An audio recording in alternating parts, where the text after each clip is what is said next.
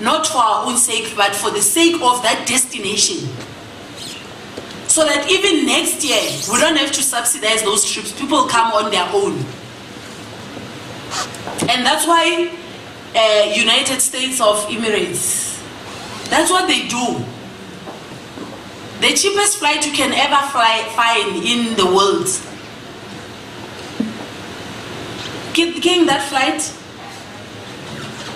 Emirates, that is the cheapest flight. Even going to New York, but you will first stop in Dubai. And you will stay there for more than 3 hours. That is the marketing strategy, by the way. That they get you to fly to Dubai. Even if you have a direct flight to USA, it's more expensive than the one that you take where you stop in Dubai and stay for 3 hours. And you know how costly it is, the shopping in Dubai. It's very expensive. Even just right in the airport, it's very expensive. It's 2,000 rand to arrive. They're very cheap. But when you are there, you would have spent more than 10,000 rand if you have it. If you don't have it, but it's the marketing strategy. They make it cheap for you to arrive there and spend money, because they know, again, once you are there, you need toiletry, you buy this, you buy that, you buy that. That's the whole point. Once you are in, they've captured you. Now you are a captured market or captured audience. You don't have a choice. You must eat. In that 3 hours, you are very hungry. So it's a marketing strategy. So what do you do to bring traffic to the province? Through collaboration, it's something that you need to rethink and maybe find a way to work with each other and make sure that we increase number of arrivals in the province as they have stated. So there are a number of activities that will be unfolding this September month with the Tourism Friday. They started last Friday, and they are taking place with, I think there's a media partner that the Tourism Board has partnered with. Every Monday they go to different tourism product, and they will be broadcasting live from that establishment, and it's an opportunity for you to interact also and know about the destination of that would have been chosen for that Friday. It is also stated we have the Tourism Leadership Conference, which is taking place, I think, now from Friday in Sun City. It's led by the Tourism Business Council of South Africa, and we have also cleaning campaign, as we have stated, that nobody will want to visit the dirty place, and we know what the environment can do. I mean, in other parts of the world, there are instances where, because of the air quality, children were told not to go to school for 2 weeks. You had to put double your mask. Now, there's no way as 1 million trees every year, because development affects the climate. If you want to do township establishment, obviously you are going to demolish all the trees and then start building houses. Now, as you build one house, one tree, that's what needs to happen. One house, one tree. You can build 2 trees, you can plant 2 or 3 trees in your house, but at least, Bunyani, you need to give back what you have taken in the environment. So we'll be cleaning, we'll be running the cleaning campaign in 2 parts of the province and planting trees at the same time as part of the provincial Aba Week from the 23rd of September. We are targeting to plant about 4,000 trees in the province. The initiative is aimed at sensitizing local communities on the importance of conservation. There are immediate environmental and planting benefits. Trees contribute to the environment over a long period of time by providing oxygen, improving air quality, climate mitigation, and it conserves water, amongst other issues. And we will also be doing a heritage walk and a heritage camp in Mafikeng, and amongst other activities that will be taking place this September month. And obviously there are other private initiatives different events that will be taking place across the province. And we are inviting you also to be the tourism ambassadors of the province. Market Destination Northwest. And as you host, also be a good host. And also with your family, travel Northwest. We can't expect to bring people in Northwest when you yourself don't know it yourself. So take a short left with your family. Sometimes it costs you 600 rand to book a fellow go Poch Dam. And then do fishing in Poch Dam there, coming with your caravan, or you can buy your camping equipment, just relax there with your bride and your fishing. And it's a nice relaxed weekend away from what you are used to. Sometimes you do it as a group, you do it as a friend, even churches, friends, whatever the case may be. It's important that to get out of your normal environment to be inspired. And go out of the country as well. We want people to come to South Africa, go also out of the country. Because sometimes you don't appreciate South Africa until you go out of South Africa, and only then you appreciate it. And even when you are there, become an ambassador, market the province. Even when you went out at your own cost, market it and bring people to Northwest, and they must come to where we are now again today. So the Tourism Month, Arbor Month, Heritage Month, it's officially open. We are inviting you to dress up in your cultural gear, attire. Remember also from a South African perspective, on the 24th of September, it's not just Heritage Day, it's also Pride Day. So if you don't want to eat pap and malamugodu, you must fry pap and vors and chakalaka.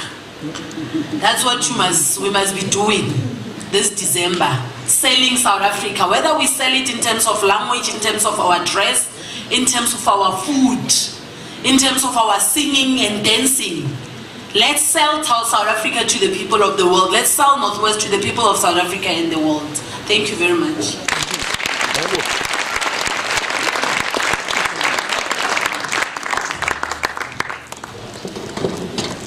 That marks the official opening of the Arbor and Tourism Month in the Northwest Province. Yes. Thank you very much, Mukulu Tamaha Kialeboha. We have officially launched the Tourism Month and the Arbor Month in the Northwest Province. The order of the day before we take the vote of thanks. This is what's going to happen. After vote of thanks, we're going to break for lunch. Our lunch is envisaged to take almost an hour, 60 minutes.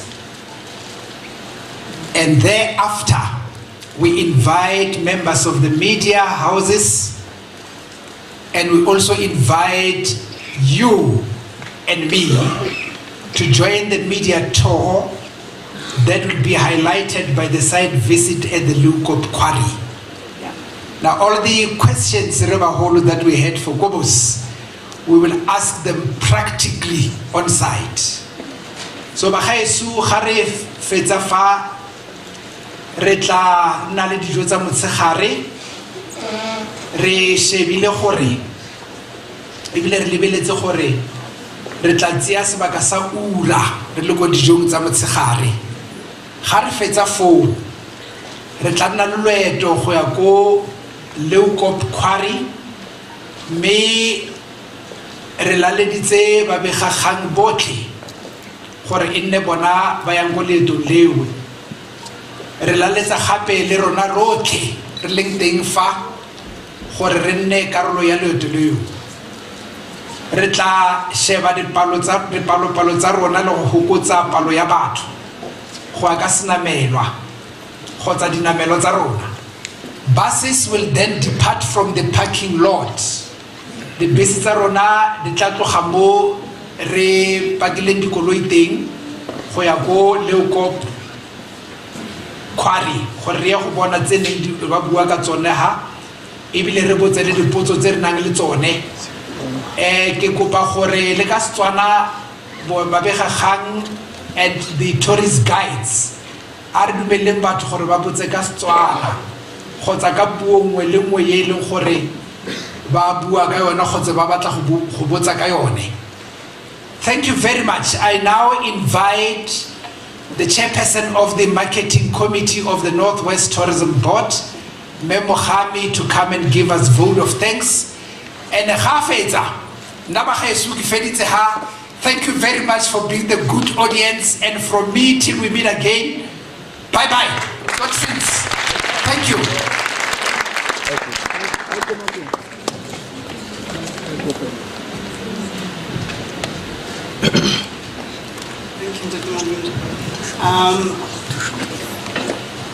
Thank you.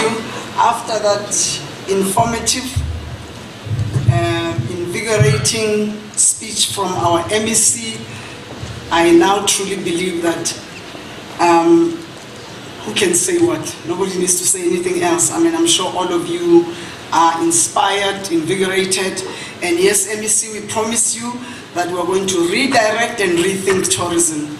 After discovering this gem personally, I never understood why my grandfather, because the understanding is that the women follow the men to wherever the men, but my grandfather came from Kronstadt and followed my grandmother and followed my grandmother to the Northwest.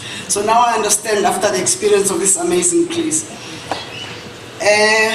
Mine is just to give an appreciation to our honorable MEC. Thank you very, very much, Mbogodo. You always do us very, very proud, especially for a young woman. I always feel like when I see young people, young leadership, and MMC Councillor Raymond Mambi Ralebogar for Matsogo Abutito. Chairperson, you are chairperson also of the board members of different entities, CEOs of different entities, government officials, tourism business, media houses, councillor from Nagamudiri Mulema, management of Stonehenge River Lodge. Thank you very much. I mean, this is a discovery for me. I only thought the Stonehenge was somewhere in Britain, where I saw a movie about many years ago of Tess of the D'Urbervilles. So I'm proud that it's here. We have our own.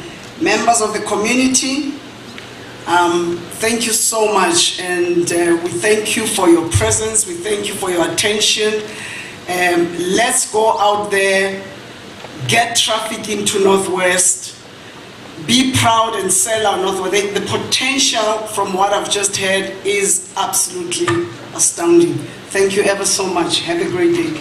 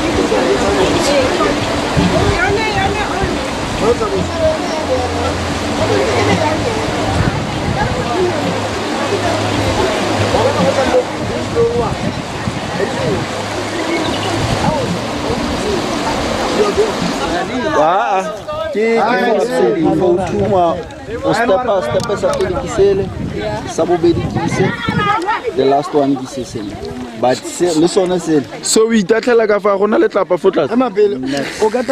How deep? How deep young me? Deep blind. Ah, ke batle ya lo ge. Ya no mosketsa me ka bophelo fo. Kae? Mo le ditone. O kgona go etsa go nna. Ah, amona ba se.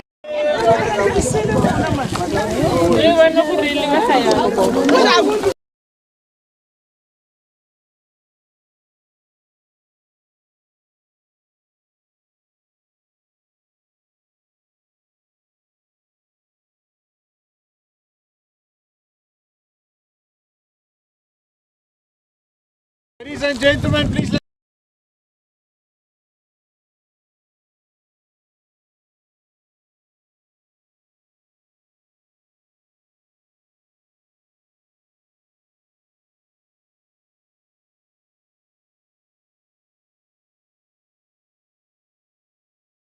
Just to add on to what I was saying this morning to you inside Stonehenge Day, here we're in the field. Tomorrow you're going to also have another trip, or some people will have another trip into the dome. We are really here still on the crater floor. Alright? So if you start looking on your right hand side there, the first ring of mountains you see there on the horizon basically, that is the edge of the crater. Just the inside edge, no? Just the inside edge. So if you follow that around, here in front of us, and all the way to your left, all the way to there on the west where the sun sets, that is the size of the crater floor. Alright, so we're standing just in the edge here on the corner. Then it goes out that way. Remember, it's about 90 kilometers in diameter. So if you drive towards Sasselberg or the N1, you go through those mountains. You go to Potch, wow, is it Potch now? Potch Road goes out there somewhere, through the mountains. Alright, so inside here, we've got granite. Mainly only granite, and this is what it looks like. So if you go back to Stonehenge, those blocks at the entrance there, same type of rock, granite. Very special, as I said this morning, because this actually belongs very deep in the earth. You get a Kaapvaal Kraton in southern Africa. Remember, we're not talking boundaries, there's no boundaries for rocks. Then you got a Zimbabwe Kraton and Congo Kraton in Africa. So these things make up the continent of Africa basically. They're deep below surface and they are very solid, thick, igneous rocks. Like lava rocks that's lying there. Here what happened is a meteorite struck here. So remember, there were lots of different rocks lying in different layers on top of each other, on top of this granite. Okay, that meteorite came from that side. It actually punctured everything, like blankets on a bed or something. It broke everything open. And the inside of the earth, the rocks is most melted. And they're soft. Alright? So if you push something in, it's going to come out again. It's going to rebound. So we can it's broken open and then it pushed up. And the inside, this granite, pushed everything up. So do you understand now why there's granite in the middle? And the outside, you've got all the rocks almost that you can see in South Africa represented. Alright, and that's what makes it so very, very unique. So when we move from this, the granite, and we go to those mountains, those are the Witwatersrand Supergroup mountains. They're part of the biggest gold deposit in the world. So those were the rocks they were mining, or they are still mining in South Africa. In Johannesburg, Carletonville, Western area, Clarksdorp, Welcome Goldfield, they're still mining that stuff. And then as you move further towards Potchefstroom or the north, you're going to go through that into the Ventersdorp lavas, which is the igneous rock layer again. Then when you go out of that, you're going into the Transvaal Supergroup rocks, which are dolomites, the stuff that makes the sinkholes. They're around Mafeking and those places. Those elephant skin rock they call it, that grey rock. Then you find that. So we can walk almost through here and I can see almost all the rocks in South Africa. Because they're not lying flat. If I drive from here to Cape Town, I'm going to drive on the Karoo Supergroup rocks for 1,200 kilometers. One type of rock. If I walk from here towards Potchefstroom, in 2-3 kilometers I can see almost all the rocks in South Africa. And therefore the vegetation changes. If you look there on the horizons there, those flat Free State, that's Free State side because we're looking across the Vaal River. You see that grassland? That is there here behind me. This is different. As soon as you start entering the mountains, look there. It's like a bushveld type of plants that you get again. Alright, that makes it unique. I brought the geological map along. So those you can see, there's the town of Vredefort and here is Parijs. We are currently out here. And as I said this morning, the World Heritage Site is really covering an area, only this area. Only covering this small area. But the different colors here shows the different rock types. Alright, so it's all different colors. The blue doesn't mean water, that's a different rock type. But these different colors of pink, this is the granite. And here you can nicely see the crater floor. So we're standing here, we are looking that side and we look towards that side. If you look south or southeast, that side, you won't see the mountains there because there was a lot of glaciers that shaved and that cut everything off that side. But guess what? If you look underneath, look there, you find the same rocks as you find here. So it's lying there, we know it when we were drilling, we know it's there, but it's just been weathered away and it's also been covered by some Karoo rocks that came afterwards. Okay, so this, I think the colors just give you some indication of all the different rock types that you see as we go through here. So tomorrow when you drive, you're going to go through these mountains. So you'll leave that granite, you won't see granites again here. Then you're going to go through and you'll see the different vegetation, and perhaps you can also start observing the different rock types. We're standing at Leeuwkop Quarry, so it means they were quarrying, they were mining here. The mining history is very, very rich also in the area. There's another quarry behind us there, Salvamento Quarry. Alright, so there's about 13 of these quarries covering the Free State and Northwest on the granite. They can only be inside here, because it's the only place we got granite. Alright, so they were mining the granite, as I said this morning, into blocks like you get in front of Stonehenge there.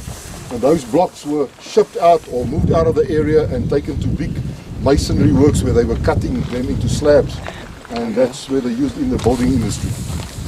All right. Now that the mining stopped here around, I think the early 90s or somewhere there, mainly because of the noise, because they were using what they call a flame cutter. They were using a diesel and paraffin mix with air. It was like a cutting torch, but a big pipe that the guys were holding.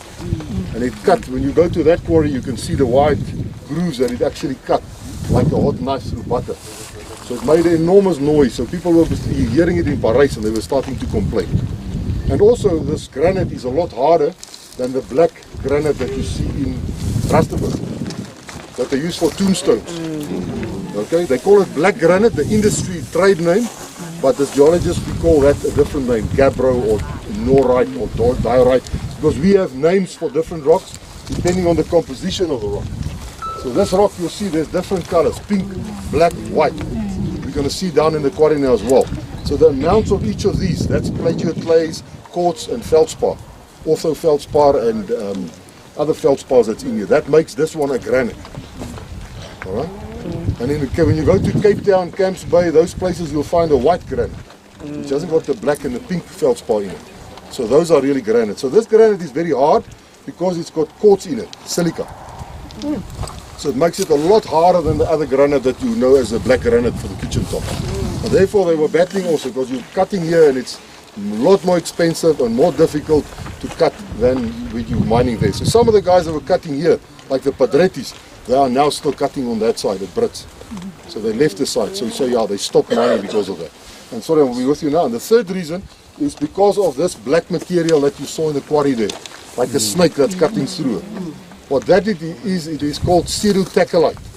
That means like a melted rock. Because when that meteorite came at that massive speed and it hit Earth, and everything was pushed down, we can't even imagine what it must have looked like. But the stuff melted, there were gases, there were powders, and the rocks were tumbling. You'll see the rocks there, they're round, they were tumbling in this big gas explosion. And with it came this recrystallization of that black material. Alright, so it's the same composition as the granite, but it's changed a little bit because it was really like a malted material. That makes it unique, but that's the reason why they stopped mining. Because if they get to Italy with a nice slab of granite from South Africa, they were saying it's nice, but I don't want this black stuff in it. What's this? Little did they know that's actually quite unique. Alright, so this site is one of the satellite sites to my knowledge. So the World Heritage Site really was listed from that side on, but then they kept this outside as a satellite site. I wanted to ask, now that you mentioned Italy, what is the difference between the granite and the marble, Italian marble that's famous? Yeah, marble is a metamorphic rock. So it's made up of recrystallized calcium. Calcium is soft. So marble is a lot softer. So if you build your house, don't put marble on the floors. You'll see the old church or whatever, the marble, where it's not shiny anymore. So marble is a metamorphic rock, it's very soft, whereas granite is an igneous rock, so it comes from the lava. And because it's got quartz in it, silica, it's very, very hard. So this stuff, if you polish it and you put it on a kitchen top, it lasts forever. It's very, very, very hard. Next time you go to the airport, all you people, rich people that fly everywhere, see, check this, international, that big round area, international, against the walls there. A lot of that is granite from here, from these quarries. From these quarries. So try and remember the color. They call it pink. What was it? Japarano. Chaparano. Japarano. was one of the trade names for the granite that they mined around Paris. Those are the big granite. Okay, question? Yes, sir. Yes, I see there's water here. How deep is this? No, then you must ask this gentleman. 26 meters. 26 So that is how far they've gone before they started getting mining equipment and stuff lying at the bottom. 26 meters from water level to bottom. So if you can't swim, don't go there with us without a life. Yeah, looking at this landscape here, you get a sense that this meteorite struck here. Is it the case?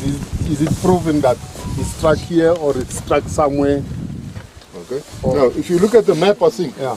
you know, if you look at the different rocks here that we put on the map, then the middle must be somewhere there. You agree? Yeah. All right. Now we say 10 kilometers. Now that's a distance between Vredefort and Parijs. So we know a thing about that size must have fallen somewhere there because of the rocks. And we're only standing here. Remember, we're standing here. There's Parijs. Yeah, that's So we're only seeing a little bit even. We're not even. Seeing all. Yeah. There you could see Parijs, just over the rock. yeah. Area between the trees and just on the other side.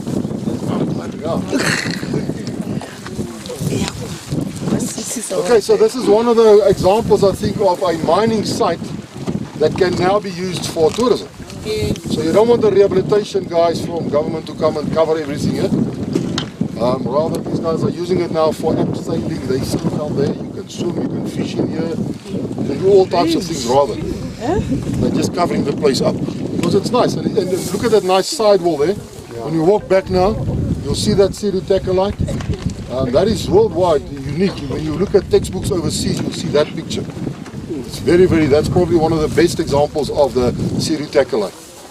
And people come to study these rocks from all over the world every year. All right. But the second one is, do you have maybe like police divers or what coming to dive in here? Not often, not unless there's an accident. Yeah, so not often. The last time we had divers in the hole was in, I'm talking under correction, but it was 2014, 2015. It was the last time I saw divers here, and we come here. Was it for practicing? Yeah, or for, just okay. normal practicing. That resurrection plant, I showed the picture for those who was awake in the presentation. You see on that hill over there? That black plant, not the grass. That plant that appears black, that is a resurrection plant. I just know there's a resurrection plant. Yeah, that's at the top of the hill. You see you've got this khaki colored grass, and then you've got the black in between. Yeah. So it's a very hard type of plant. So, which animals are here? We have I saw a Chimpanzee. like a small leopard. I saw here when I was hiking the other day. leopards and what here? And then there's leopards, but they will be there in the mountains. Gustav, he's the environmental inspector and everything for the northwest side of Vredefort Dome. Gustav, you can answer it. Okay, so the droppings you would find here is jackal. Baboons and velvet monkeys Yes. also roaming through the area. And a chimpanzee. Porcupines. Snakes. Yes, puff adder, rinkels. Snakes. Nna ke buile gore ga re theoga. Explain more about snakes. What kind of snakes do you get here? Puff adder, rinkels, brown house snake. Those are just some of the ones in Don't call names too much. Like we are telling them. I worked for months and months in these mountain people. Robert's talked about. Pay attention, please. I worked for months and months in these mountains and I walked in there alone. And I've seen the odd snake, but never was I in trouble. The bees was a bigger problem. The You bees. get to a beehive and they smell you and they start chasing you alone in the bush. So I asked Bees and Gustav, he was wasps. with me sometimes as well. So bees are to me more dangerous almost than snakes. So, no, snake, I hate them, I don't like them, but if you leave them alone and sometimes you walk in thick grass, you must just hope and pray and step on them. I've never had problems with them. No. You said something about the rocks. Find all the rocks in South Africa. Just to confirm what you were saying, how many rocks are we talking about? Oh, yeah, so I'm saying we find all the rocks in South Africa here in the Vredefort structure. How many rocks are we talking about? That's too intelligent question. We get so many rock types. Let's talk about all the rocks that's occurring in South Africa on top of each other. So if you go down a mine, those different layers, all of them you'll find here, except the bushveld. The bushveld for the platinum we don't find here. But the others you'll find them all here. Yes, sir. Okay. As I was walking around, I just look at the stones there, and then I'm worried about the straps. Maybe you just explain the straps, or maybe it's the machine, I don't know. Because they are nice and then they have been scraped like, it's just human made. Oh, so the mining marks? No, I'm talking about the stones. Yeah. Yes. If you walk from that side, not before this place, there are stones down there, they are straight. Down here? Yes. Oh, yes. And they have been packed nicely. Yeah, the way they mined here, one of the methods was drilling. Okay. So the jumper, like when you use for drilling a hole in the wall. Now, the last jumper is similar to that, it just works with water as well. So they would hold that jackhammer and so they were drilling these holes along a line, and then and like a block, and they would put explosives in, or those expanding like cement substances, resin type thing that could push it. Now you're saying this stone is strong, right? And I don't know if it's a narrative or what. But when you look at where they build skyscrapers, right? So they're talking of the rock strata there. So I don't know. Maybe you explain as compared to this type of rock, comparing to that one.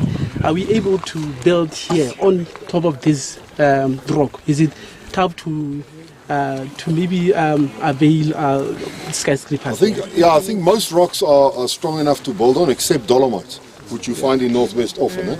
You know about the sinkholes. Yeah. That is a big problem.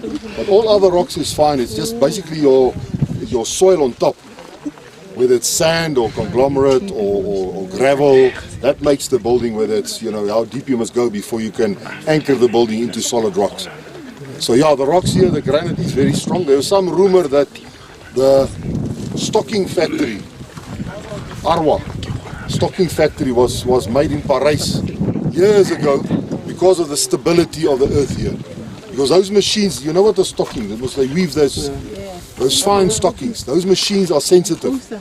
So I still don't believe the story 100%, but they were saying apparently they decided this is a place to come and build that factory because it's very stable.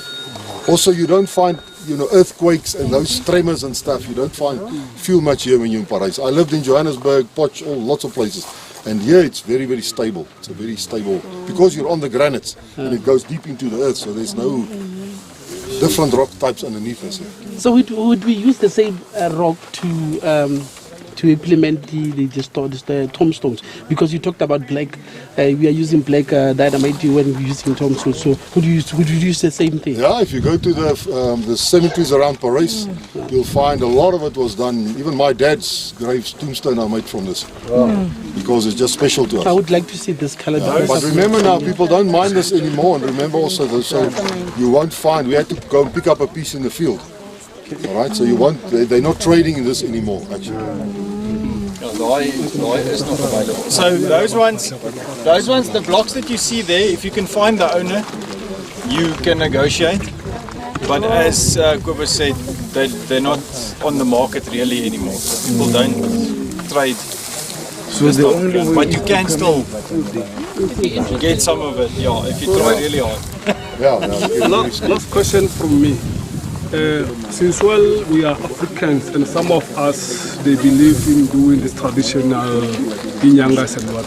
If maybe I'm practicing, am I allowed to come and do rituals?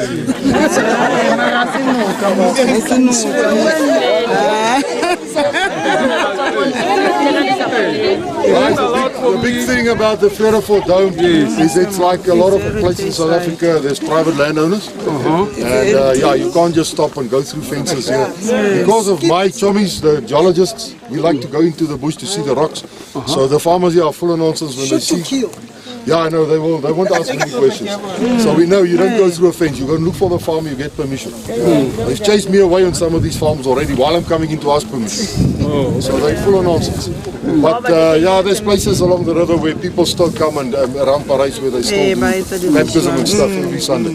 So there's lots of places in the area, but not if you go into the World Heritage Site. I don't think there's. It's difficult to get to the river there. All right. Any more questions? No more questions.